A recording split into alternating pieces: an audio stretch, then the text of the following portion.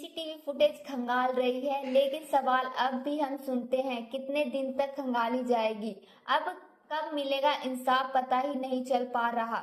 इतने मिले सबूत कितने दूर रह गए? कानून के हाथ डॉक्टर बिटिया को कब मिलेगा इंसाफ? इनका केस डिटेल दिखाने से पहले पीड़िता के पिता ने क्या कहा, सुनिए। डॉक्टर बिटिया के पिता से पूछा गया कि आपको लगता है कि कहीं ना कहीं अस्पताल प्रशासन से एक बड़ी चूक हुई है?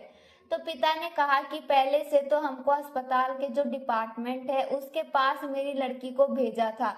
ऑन ड्यूटी में थी। ऑन ड्यूटी में एक जो लड़का हो या लड़की जैसे काम करता है, जैसे कि हमारे अंदर में 3-4 काम करते हैं, उनकी जिम्मेदारी है तो फिर वहां पर काम कर रहे हैं। उनके साथ कोई दुर्घटना घट जाए तो हमारे ऊपर ही पड़ेगा। लेकिन आरजे कर अस्पताल के प्रिंसिपल या कोई भी अन्य लोग अभी तक इसके बारे में आज इतने दिन में कोई भी फोन से भी बात नहीं की। तभी पूछा गया कि जब उनका शव मिला तो आपको कितने बजे फोन आया और किसने फोन किया? तब पीड़िता के पिता बताते हैं कि 10:53 पर फोन आया और उसके बाद हमने फोन किया। उसके बाद उधर से एक बार फोन आया था। उधर से फोन आया तो बोलते हैं कि आपकी लड़की लग रही है, सुसाइड कर ली है। तो साथ और कुछ देर बाद फिर कॉल आया, बोला कि आपकी बेटी का एक्सीडेंट हो गया है। इसी तरह बातों को घुमाया जा रहा था। पीड़िता के बयान अब आपको बता दें कि सीबीआई 7 किरदारों का पॉलीग्राफ टेस्ट करा रही थी। एक विशेष टीम आकर जो पॉलीग्राफ टेस्ट को कर रही थी, जिसने संजय भाई, इसके अलावा पूर्व प्रिंसिपल संदीप घोष और 2 अन्य स्टाफ शामिल थे। टेस्ट करना चाहती है कि आखिर 8 और 9 अगस्त की रात में क्या हुआ था। सीबीआई जांच करने के लिए मजबूर है। सीबीआई को मिले कोलकाता पुलिस द्वारा लिया गया पीड़िता का डीएनए सैंपल। सीबीआई की एंट्री से पहले पीड़िता की बॉडी का पोस्टमार्टम हुआ और बाद में अंतिम संस्कार भी करा दिया गया। इस वजह से अब दोबारा सैंपल नहीं लिया जा सकता। सीबीआई के पास ना बॉडी है, ना ही स्पॉट पर मौजूद पूरे साक्ष्य।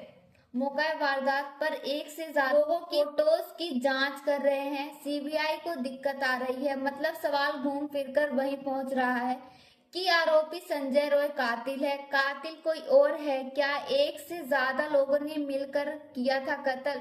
संजय रॉय ने किया और सबूत किसी और ने मिटाया।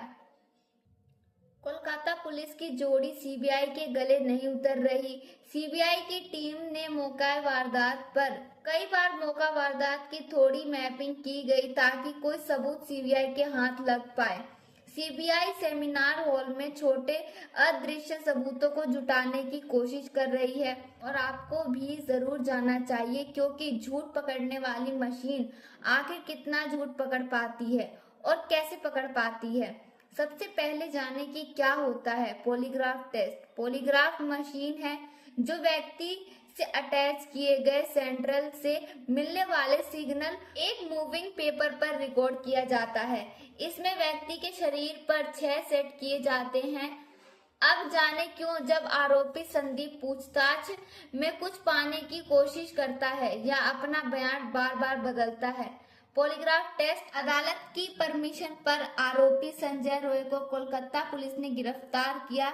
उसका कहना है कि निर्दोष है वो, उसे फंसाया जा रहा है। कि वकील का कहना है कि कोलकाता केस की जांच कहीं पुलिस कदम ना तोड़ दे, इसलिए सीबीआई कोई और कसर छोड़ना नहीं चाहती। सीबीआई हर एक उस तकनीक का इस्तेमाल कर रही है ताकि समय से पर्दा उठाया जाए। लेकिन इस तरह घटना और इस वारदात ने कोलकाता ही नहीं बल्कि पूरे देश में आक्रोश की लहर दौड़ा दी है। हर तरफ दरिंदे के लिए, भारतीयों के लिए इंसाफ की मांग की। Court Kolkata high court, supreme court ने स्वर संज्ञान लिया। सीबीआई ट्रांसफर कर चुकी थी। सीबीआई कोर्ट में पहले ही कर चुकी थी कि साक्ष्यों के साथ छेड़छाड़ किया गया।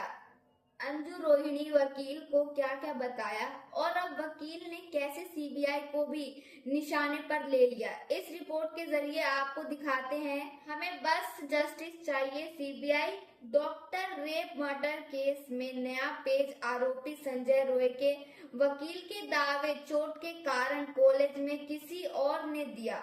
वारदात को अंजाम जज के सामने खड़ा किया गया। कोलकाता जा रही है। गिरफ्तार आरोपी संजय की मां की कविता सरकार ने एक अखबार को दिए।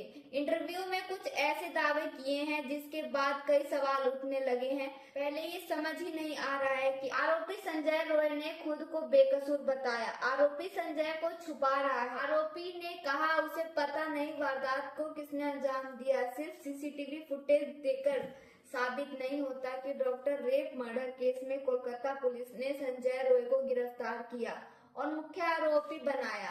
अब इस मामले की जांच सीबीआई कर रही है और संजय रॉय के खिलाफ सबूत होने का दावा भी किया जा रहा है। मगर संजय रॉय के वकील ने दावा किया है कि उसकी गिरफ्तारी आधी अधूरी सबूतों के आधार पर की गई है।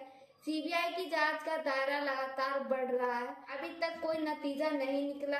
सरकार ने आरोपी संजय रॉय से 23 अगस्त को मुलाकात के अखबार को दिए। इंटरव्यू में वकील ने बताया कि मुलाकात के दौरान संजय रॉय डरा हुआ है, तनाव और दबाव में भी। कविता ने बताया कि पॉलीग्राफ टेस्ट के लिए कोर्ट ने जब संजय की रजामंदी पूछी, मजिस्ट्रेट के सामने रोने लगा था कि उसका पॉलीग्राफ टेस्ट को आरोपी ने मजिस्ट्रेट के सामने रोते हुए कहा कि मैंने कोई जोर नहीं किया है, मुझे फंसाया जा रहा है। इस केस की जांच कर रही है सीबीआई भी लगातार सबूत जुटा रही है। बड़ा सबूत माना जा रहा है, मगर आरोपी के वकील ने दावा किया सीसीटीवी फुटेज स्थापित नहीं होता, क्योंकि सीसीटीवी फुटेज में और क्या क्या मिला है इस बात पर ध्यान देना होगा। इसके अलावा और भी कोई सवाल पैदा होता है। तब तक के लिए दोस्तों इतना ही। आगे की खबर आते ही हम अपने YouTube चैनल खुफिया क्राइम पर आपको आगे की अपडेट देते रहेंगे। तब तक के लिए धन्यवाद।